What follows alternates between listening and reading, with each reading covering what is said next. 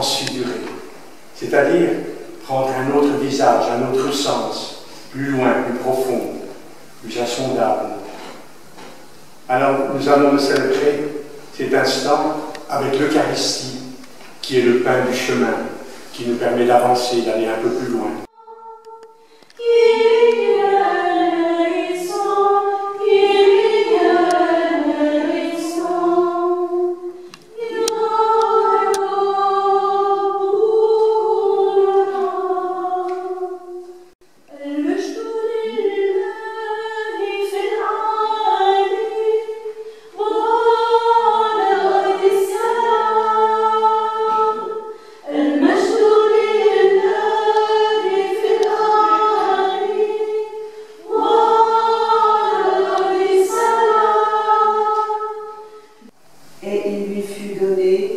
Domination, gloire et royauté.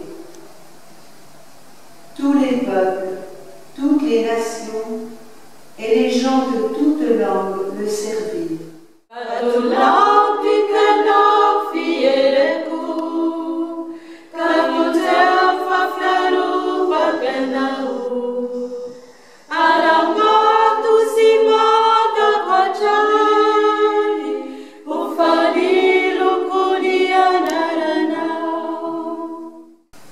Cette voix venant du ciel, nous l'avons nous-mêmes entendue quand nous étions avec lui sur la montagne sainte.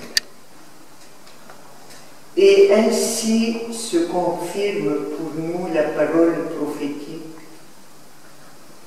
Vous faites bien de fixer votre attention sur elle comme sur une lampe brillante dans un lieu obscur, jusqu'à ce que paraisse le jour et que l'étoile du matin se lève dans vos cœurs. Alléluia, Alléluia. En ce temps-là, Jésus prit avec lui Pierre, Jacques et Jean et les emmena eux seuls à l'écart sur une haute montagne. Il fut transfiguré devant eux. Ses vêtements devinrent resplendissants, d'une blancheur telle que personne sur terre ne peut obtenir une blancheur pareille. La tentation a toujours été très grande d'enfermer Dieu dans un temple. Au départ, l'intention était bonne, mais le temple est devenu plus important que Dieu. C'est un peu le risque parfois, heureusement, j'espère, un petit peu disparu, où on enfermait Jésus dans le tabernacle, et je me suis permis de prendre un petit papier, c'était la première fois, parce que dans la règle de vie, il est dit ceci. Le tabernacle, vraiment, nous rappelle, j'ai trouvé cette parole très belle, nous rappelle que l'Église est en exode. Non seulement l'Église, mais toute communauté, tout groupe. Voilà pourquoi j'ai mon petit papier, pour ne pas dire de bêtises sur la règle de vie. Alors c'est vrai que la tentation était grande d'enfermer Jésus dans une tente, d'enfermer la loi dans une tente. Puis finalement, ces apôtres, ces trois compagnons étaient bien en sécurité. Voilà. Ils avaient leur petite religion, leurs petites règles, et tout allait bien. Et finalement, ce n'est pas simplement toute communauté. La règle de vie, ce n'est pas simplement une communauté. Nous, les prêtres, nous avons une règle de vie. Les familles ont une règle de vie. Les fiancés ont une règle de vie. Les adolescents, même si c'est difficile, se donnent une règle de vie. Les enfants aussi ont besoin de cette règle de vie. Ce n'est pas un phénomène particulier, et vous le savez aussi bien que moi. Seulement, en même temps, ce n'est pas simplement une règle qu'on va suivre, comme on suivrait un défilé ou pas qu'à danser, en faisant attention de ne pas faire d'erreur. En fait, la règle de vie, c'est un pèlerinage. Parce qu'elle est vivante. Si on ne fait pas vivre nous-mêmes la règle de vie, elle ne sert à rien. C'est que du papier. Ce ne sont que des mots écrits, très bien sans doute, mais ce ne sont que des mots sur du papier. Cette règle, elle doit s'incarner. Sinon, elle n'a pas de sens. C'est un peu comme la loi dans la vie civile. Ce sont simplement des petits mots, simplement des lois qu'on assène sur la tête des gens et qui les empêchent de vivre entre eux et de vivre leur liberté, elles n'ont aucun sens, elles n'ont aucun droit. Alors c'est très important, effectivement, et en même temps aussi, bien sûr, je disais tout à l'heure que la règle de vie, c'est comme un pèlerinage, mais en même temps, il ne faut pas oublier que quand on en a besoin, à condition qu'on n'enferme pas dans ces trois temps, la foi, l'espérance, la charité, bien à l'abri, ou la chasteté, la pauvreté, l'obéissance, on les met dans des tentes en les préservant, on n'a pas à préserver la règle de vie. Elle doit, comme on dit dans notre langage, j'employais un mot de chez nous, mais se coltiner la vie tous les jours. Alors, eh bien, cette règle de vie, elle est en même temps, bien sûr, un appel, elle est un pèlerinage, elle donne un sens à la vie. Il y a une chose qui est sûre, c'est que Jésus descend de la montagne avec ses disciples. Il ne reste pas sur la montagne. Il accompagne là où, effectivement, on va rendre cette règle de vie vivante. Sinon, ça ne l'intéresse pas, si c'est simplement un discours. Mais il ne faut pas oublier une chose, une dernière chose quand même. N'oublions jamais quand même d'emmener les trois tentes, parce qu'on en a souvent besoin. Et maintenant, nous allons recevoir des mains de Sœur Anne-Marie notre règle de vie dans sa nouvelle édition.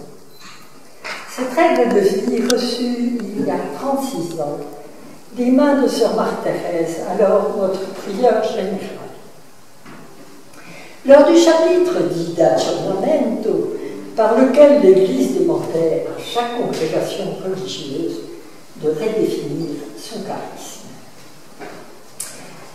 Nous ne sommes plus bien nombreuses à avoir participé à ce chapitre. Dans notre assemblée, Dominique, Claire et moi en sommes 3 témoins. Et nous voulons tout simplement faire mémoire de ce qui s'est vécu en ce moment inoubliable où il nous a été donné d'exprimer notre charisme en son unité et en sa toute clarté.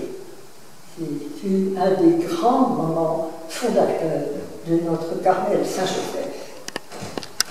Dans l'introduction de notre règle de vie, Sœur Marie-Thérèse, qui nous a quittés il y a 1 an, en la vigile de la Transfiguration, écrivait « La veille de sa mort, à ses sœurs d'Albe, qui lui demandaient de leur dire quelque chose, Sainte Thérèse ne voulut rien lui dire d'autre que d'observer la règle et les constitutions.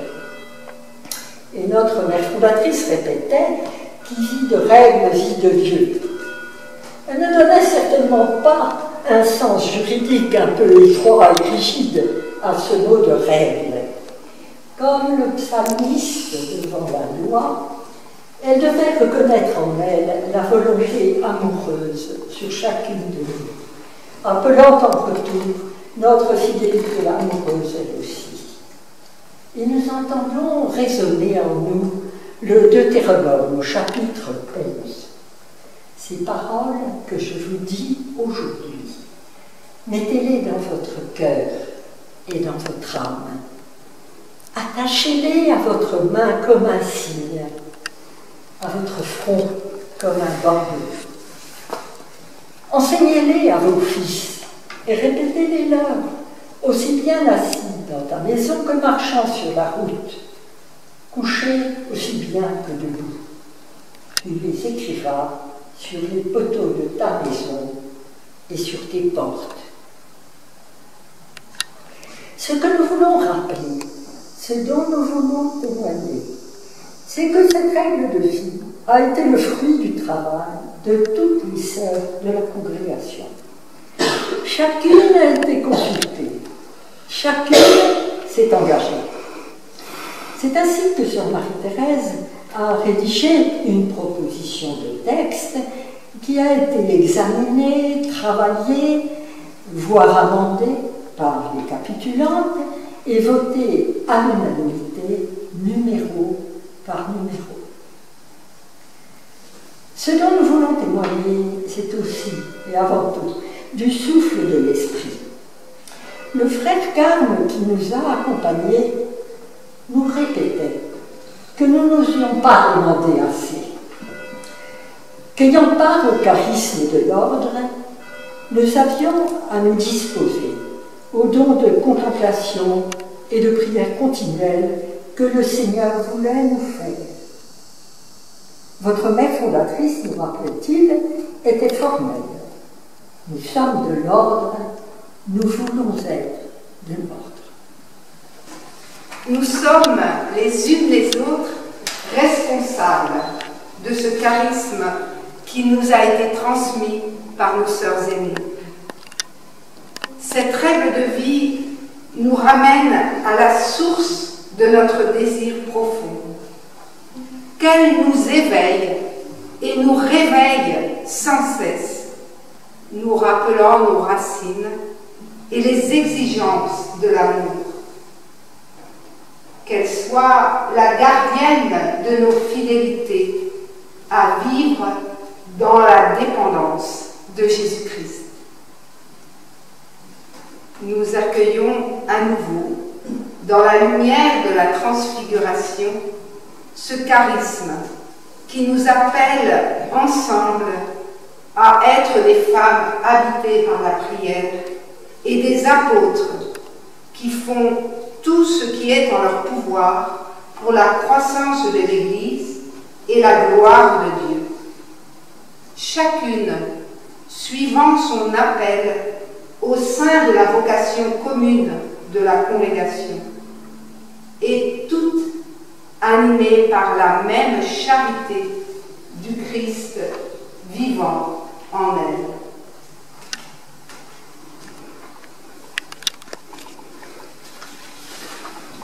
Nous commençons maintenant, efforçons-nous de toujours commencer.